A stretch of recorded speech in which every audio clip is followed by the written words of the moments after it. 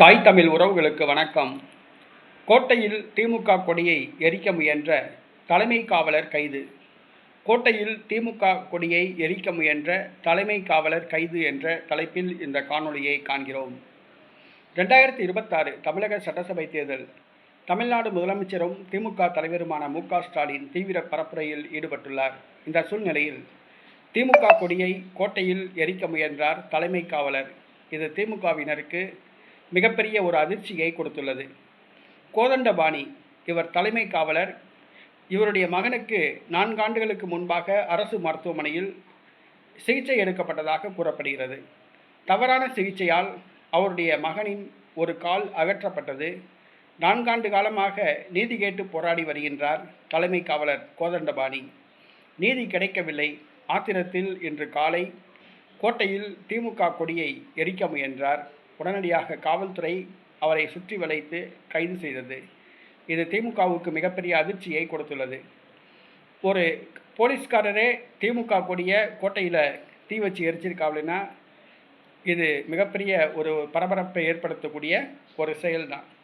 இன்றைக்கி திமுக ஆட்சியில் அரசு மருத்துவமனையில் தரம் ரொம்ப கேவலமாக போச்சு. தரம் குறைந்த மருத்துவம் வழங்கப்படுகிறது. இலவச மருத்துவம் சொல்கிறாங்க. அரசு மருத்துவமனைகளில் தரம் குறைந்த மருத்துவம் வழங்கப்படுகிறது. போதிய அரசு மருத்துவர்கள் கிடையாது, செவிலியர்கள் கிடையாது, மருந்து ஆளுநர்கள் கிடையாது, உதவியாளர்கள் கிடையாது, லேப் டெக்னீஷியன்ஸ் கிடையாது. மருந்து மாத்திரைகளும் போதுமானதாக இல்லை. தரம் வாய்ந்த நல்ல தரமான அறுவை சிகிச்சை நிபுணர்களும் கிடையாது. நல்ல சிகிச்சையும் கிடையாது. தவறான சிகிச்சையால் ஒரு அரசு ஊழியருடைய மகனே அவருடைய காலை அகற்றப்பட்டது ரொம்ப வேதனையான செயல். நாம் தமிழர் கட்சி இதைத்தான் சொல்லுது. உலகத்தரம் வாய்ந்த மருத்துவத்தை நாங்கள் இலவசமாக தருவோம் அப்படிங்கிறார். நாம் தமிழர் கட்சியில் 3 தான் இலவசம். ஒன்று, தரமான கல்வி இலவசம். இன்டர்நேஷ்னல் ஸ்கூலுக்கு சமமான ஒரு கல்வி அரசு பள்ளிகளில் வழங்குவோம். அடுத்ததாக இப்போ திமுக ஆட்சியில் குடிநீருக்கு வரி போட்டிருக்காங்க. நாங்கள் சுத்தமான குடிநீர் இலவசமாக வழங்குவோம். 2.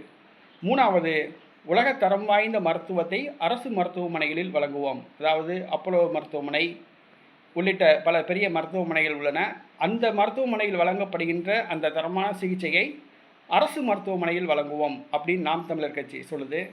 இன்றைக்கி திமுக ஆட்சியில் அரசு மருத்துவமனையில் இன்றைக்கி தவறான சிகிச்சையால் ஒரு தலைமை காவலருடைய மகன் கால் அகற்றப்பட்டது ரொம்ப வேதனையான ஒரு விஷயம்.